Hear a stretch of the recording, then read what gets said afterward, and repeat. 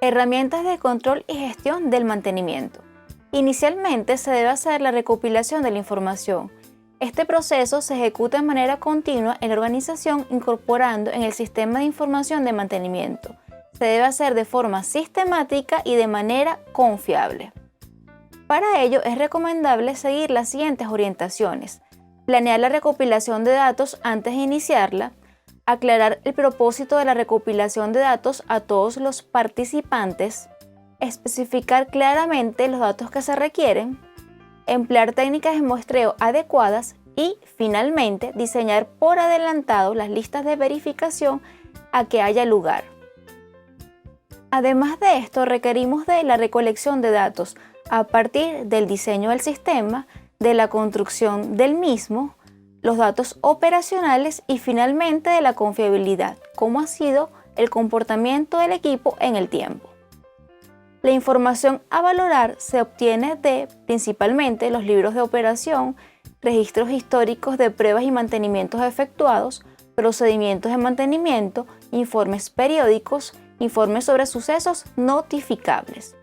Además de esto, las órdenes de trabajo nos van a permitir conocer el tiempo real consumido, el tiempo muerto y finalmente las causas y consecuencias asociadas a las fallas. Herramientas de gestión del mantenimiento. Ellas comprenden lo que se conoce como la lista de chequeo, diagramas de Pareto, histogramas, gráficos de control, diagrama causa y efecto, análisis de modos y efectos de fallas, también conocidos como AMEF, y el análisis de criticidad. Listas de chequeo o verificación. Son formatos creados para realizar actividades que se han de ejecutar de manera repetitiva. Se usan usualmente para hacer comprobaciones sistemáticas de actividades o productos, asegurándose de que el trabajador o inspector no se olvida de nada que sea relevante. Es importante que las listas de chequeo incluyan todos los aspectos que puedan aportar datos de interés para la empresa y se encuentren hechas siempre a la medida de la organización. Por lo que se debe conocer los sistemas que tienen que controlarse o chequearse, determinar el criterio de conformidad o no conformidad, indicar cada cuánto se inspecciona, establecer la frecuencia de control o chequeo y, finalmente, establecer quién realiza dicha verificación y cuáles son los procedimientos aplicables. En el mantenimiento, las listas de verificación se usan para realizar tareas, establecer los trabajos, revisar la reparación de piezas y subconjuntos, preparar la conclusión de trabajos, planear el mantenimiento, establecer listas de equipos de inspección, preparar la auditoría de un departamento, verificar la causa de equipos defectuosos, diagnosticar el estado de las máquinas y finalmente recopilar los datos para el muestreo. Gráficos o diagramas de Pareto. Estas son las representaciones de distribuciones de frecuencia de ocurrencia de datos relacionados con un tipo determinado de evento. Usualmente en mantenimiento es una relación 80-20. 80% de las fallas están asociadas a un 20% de las causas. Para la construcción de dicho diagrama se requieren de los siguientes pasos. Primero que nada, dividir los datos en clases, establecer el horizonte de tiempo o variable dependiente, determinar la frecuencia de cada clase y, finalmente, graficar las clases contra la frecuencia, comenzando con la frecuencia más grande establecida. Veamos a continuación ejemplos de construcción del diagrama de Pareto. Ejemplo 1. Se tienen los siguientes datos de las fallas presentadas en un automóvil.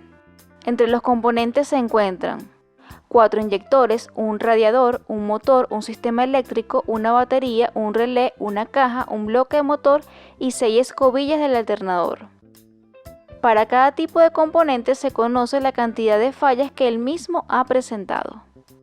Se evaluará entonces qué información importante desde el punto de vista del mantenimiento se puede extraer a partir de estos datos. El primer paso es ordenar la tabla en función de la cantidad de fallas, de mayor a menor. Luego se debe calcular la frecuencia relativa, esto es la cantidad de fallas de cada tipo de componente dividido entre la cantidad total de fallas. Seguidamente se calcula la frecuencia relativa acumulada. Esta se obtiene de la siguiente manera. En la primera fila se coloca el mismo valor de la primera frecuencia relativa. Luego, el valor de la frecuencia relativa acumulada en cualquiera de las filas siguientes se determina sumando la frecuencia relativa acumulada anterior más la frecuencia relativa de la fila correspondiente. Así, la frecuencia relativa acumulada de la última fila debe ser 100%. Después se elabora un gráfico de barras de las frecuencias relativas ordenadas de mayor a menor. Conjuntamente se construye un gráfico de dispersión de la frecuencia relativa acumulada, la cual, tal como se observa en este ejemplo, siempre tendrá un comportamiento ascendente. De esta manera, se evidencia que el 80% de las fallas ocurridas en el sistema están asociadas a las escobillas del alternador, la batería, los inyectores y el sistema eléctrico. Sin embargo, es posible plantearse la siguiente interrogante. ¿Podemos juzgar igual todos los tipos de componentes del sistema si tienen distintas cantidades de elementos? Para hacer frente a este planteamiento se calcula la cantidad de fallas por cada elemento de los distintos tipos de componentes. Para esto se divide la cantidad de fallas de cada tipo de componente entre la cantidad de elementos que conforman dicho tipo de componente. Con los resultados así obtenidos se construye la columna de cantidad de fallas por elemento. Luego se ordena la tabla nuevamente de acuerdo a los valores de esta columna, de mayor a menor. Seguidamente se calculan la frecuencia relativa y la frecuencia relativa acumulada como se describió anteriormente. Finalmente se construyen conjuntamente los gráficos de barras y de dispersión. En este caso se aprecia que el 80% de las fallas ocurridas en el sistema están asociadas a la batería, el sistema eléctrico, las escobillas del alternador, el radiador y el motor.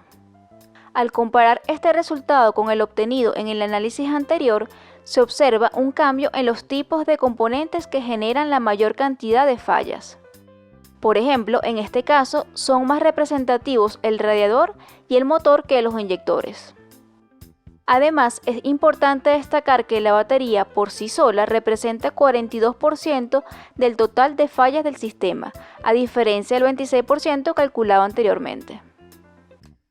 Esto permite tomar decisiones más apropiadas al momento de diseñar el plan de mantenimiento, por lo que es más recomendable hacer el análisis por cantidad de elementos que conforman un tipo de componente. Ejemplo 2. Considere un grupo de máquinas en un taller que llevan el registro de fallas presentado a continuación. Como puede apreciarse, se tienen 14 equipos con sus correspondientes horas de parada y cantidad de fallas. Realizando el análisis según la cantidad de fallas, se ordena la tabla de mayor a menor en función de estas. Luego, se calculan las frecuencias relativa y relativa acumulada, obteniéndose los resultados presentados en pantalla. Finalmente, se construye el gráfico de forma análoga al ejemplo 1. Como puede apreciarse, los equipos 2, 4 y 7 son los que presentan una mayor cantidad de fallas, representando el 44% del total. Sin embargo, ¿son estos equipos los que ocasionan una mayor indisponibilidad en la empresa?